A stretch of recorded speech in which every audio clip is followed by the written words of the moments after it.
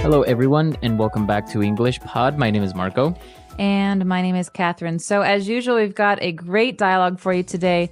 And before we get going, I should mention what the topic is. So Marco, take it away. We are actually having a small fight at the office. Somebody or a coworker is annoying us. So, sometimes coworkers, you see them every day. They're doing something that's maybe getting on your nerves. And you practically live together because you're with each other for 8, 9, 10 hours every day. Exactly. So that's what we're going to be looking at today, some language related to this topic. So let's listen to the dialogue for the first time.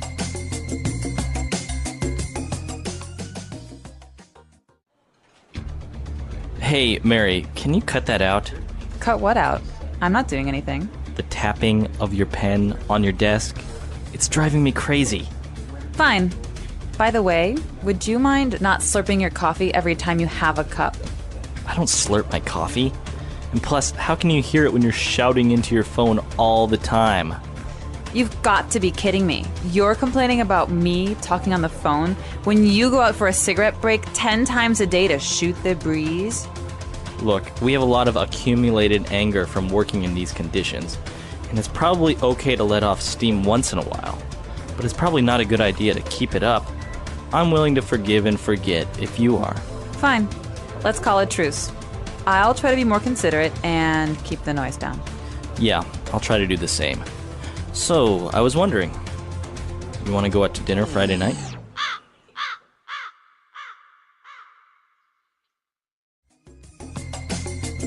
All right, we're back. So, I think this is a common situation, right? So common, this might even be based on our own lives. It is. You may not know, but Catherine and I get into fights all the time. All the time. No, not really. All right. So I think there was some interesting words here, but mostly phrases. So let's start with the words first on language takeaway. Language takeaway. All right, so the first word, as you might have guessed, has to do with eating and drinking. This is called slurping. And to it's slurp. To slurp. So the noun, the thing is slurping. Mm-hmm. And it's very common with people who eat their food quickly. Like soup. Yeah, soup or, Noodles. Or when they're eating soup noodles. Or sometimes when you have a drink and you're drinking it through a straw, towards the end, you're just like trying to get the very last part at the bottom. So yeah, the straw slurps. Yeah, so slurping, some people really can't stand it. And sometimes you don't even notice that you're doing it. No, absolutely not.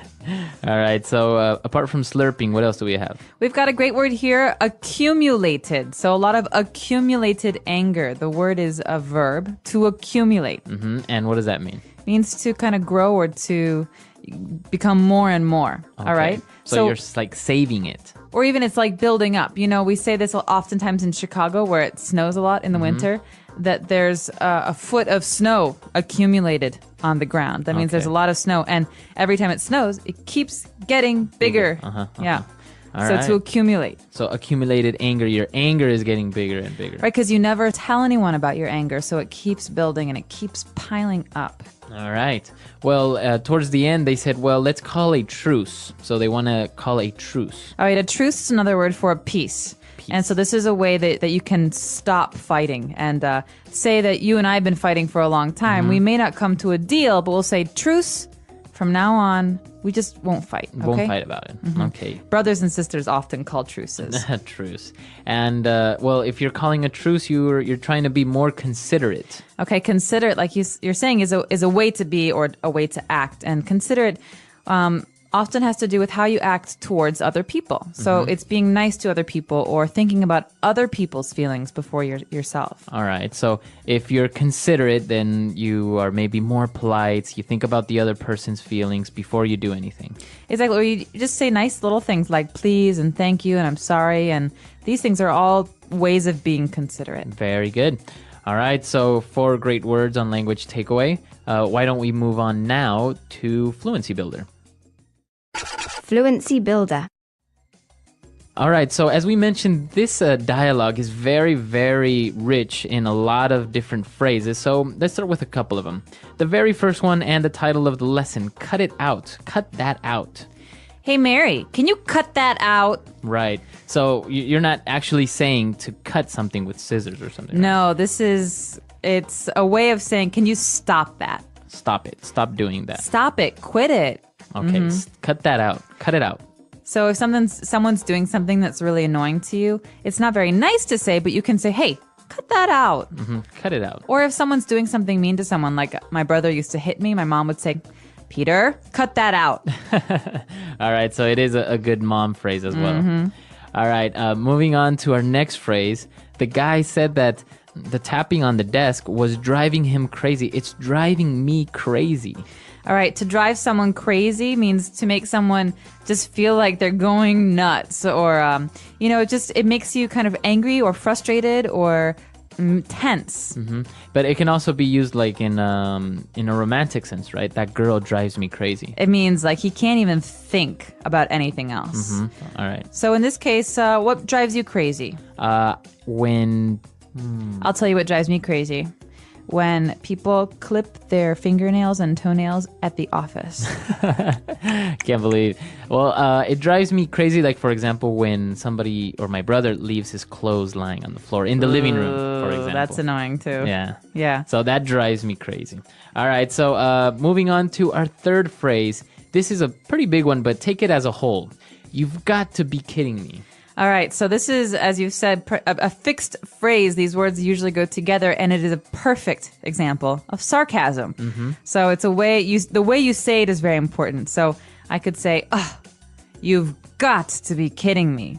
What's a good situation for this? Maybe I get to the airport and I'm running late, and I'm really happy that I get there on time, and then I see the flight is delayed 7 hours. Exactly. You've got to be kidding me. Right. So it's a way of saying I can't believe it, or seriously, Or this what- isn't. Yeah. What's happening? Or what bad luck. Right. So it is a sarcastic phrase, but use it as a whole. Usually you don't change the subject. You don't say you've got to be kidding him or No, something it's like always this. You've got to be kidding me. that. All right. Or you've got to be kidding me. See? Different meanings with different inflections. Different inflection. Very good. What's our next phrase? Our next phrase is a good one because it doesn't mean what it sounds like, okay? So to shoot the breeze, Okay. all right? Shoot means like you can shoot a gun, and breeze is like the wind. But here, to shoot the breeze is to have a nice little conversation, just to talk about nothing. Okay. So not really do anything, just talk a little bit. Right, so if we think about this in the context of this sentence, it's, you go out for your cigarette break 10 times a day to shoot the breeze. Okay. So this means you go outside, you just talk about nothing and whatever, and it's almost like you're wasting time just talking. Okay. So shooting the breeze. You can say, oh, we were just shooting the breeze. Just have a nice little conversation, nothing important. Okay. And our last phrase for today. Forgive and forget. Let's forgive and forget. Let's forgive and forget. These words again, like the last phrases, go together. Forgive and forget. So I could say this to you, Marco. I say, I know you've been fighting with your brother for 10 years. I say, finally, just forgive and forget. It means just put everything behind you and try and start again. Okay. Let it go. Yeah, forgive the person, forget about it, move on. Okay. Forgive and forget.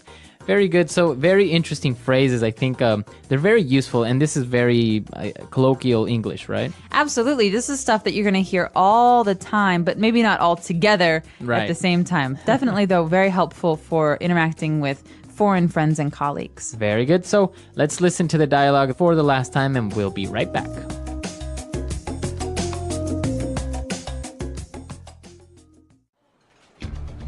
Hey, Mary, can you cut that out? Cut what out? I'm not doing anything. The tapping of your pen on your desk? It's driving me crazy. Fine.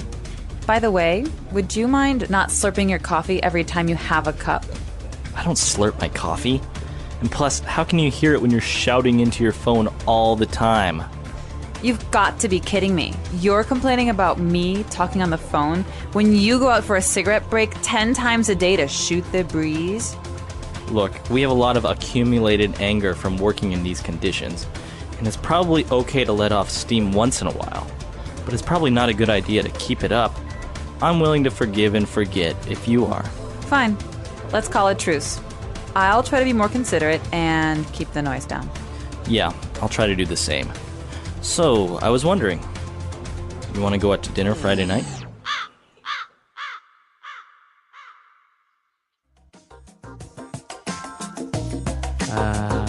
So did you ever see the TV show Full House when you were a kid?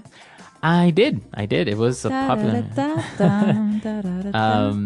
with the Olsen twins and all those, right? Yeah, and Bob Saget. So there was an uncle on the show, Uncle Joey, and he always used to say, "Cut it out." Yeah, and he that's had right. like hand motions for it. And so cut it out is a way to say kind of stop it, quit it, you're killing me. It's like he was saying too funny. Right. And so whenever I hear this phrase, I always think of that early 90s TV very show. early 90s. Yeah. Well, this whole situation with The Office as well. I think there was a TV show called The Office, right? Yeah, there was the British Office and then there was an American version. And it's also something about office life and how colleagues get on each other's nerves and they play pranks on each other and everyone's kind of weird. And everyone drives everyone else crazy. Exactly. Yeah. No, it's funny because once you start working in an office full time, I mean, everyone's maybe had a little bit of office experience, but when it's full time, you spend more time with your colleagues than you do with your family. It's really It's strange at amazing times. what makes you crazy, what drives you crazy, and what stuff just doesn't matter. So this is an interesting topic. We really want to hear from you guys. Many of you probably work at an office, so tell us. So come and tell us what drives you crazy, or maybe what colleague is driving you mad. You don't have to use names. You can just use nicknames if you want.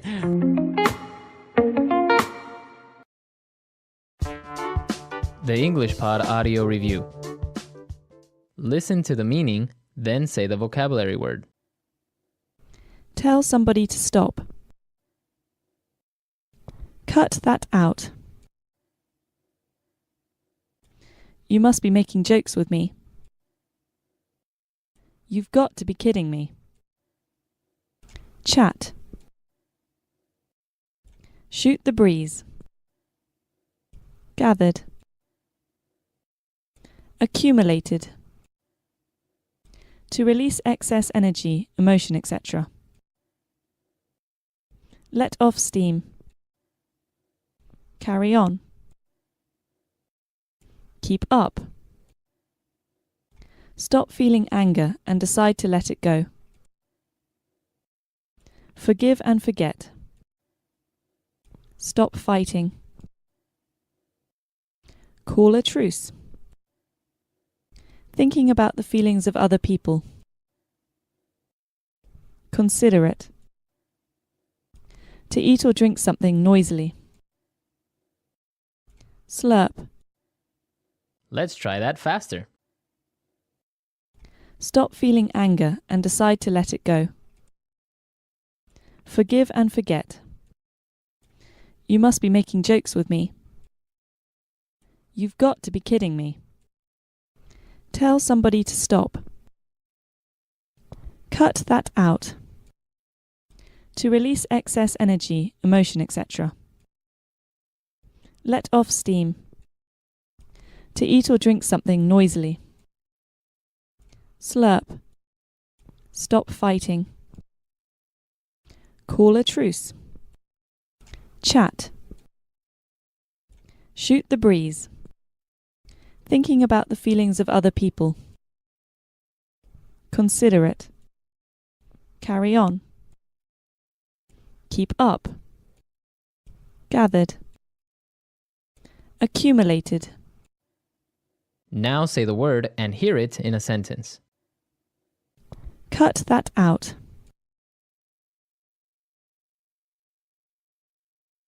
Can you cut that damn music out? It's annoying. Cut that out. Hey, cut it out. You know I'm ticklish. Cut that out. Let's cut the funny business out and get back to work. Slurp. It's considered rude to slurp your soup. Slurp. The dog slurped the whole meal down at once. Slurp.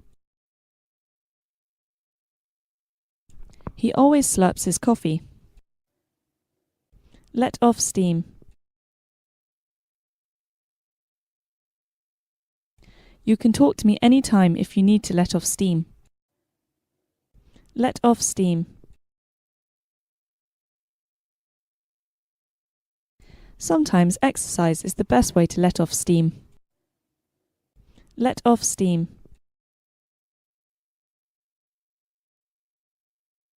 Letting off steam is essential for good mental health. Keep up.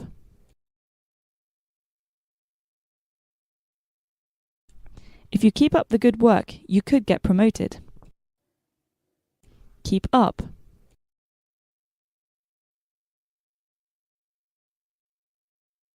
This is a horrible paper.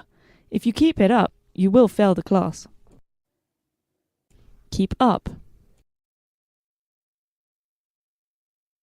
Let's hope this good weather keeps up. Considerate. Sending a thank you card is very considerate. Considerate. Mary is a caring and considerate person. Considerate. It was very considerate of you to offer to help.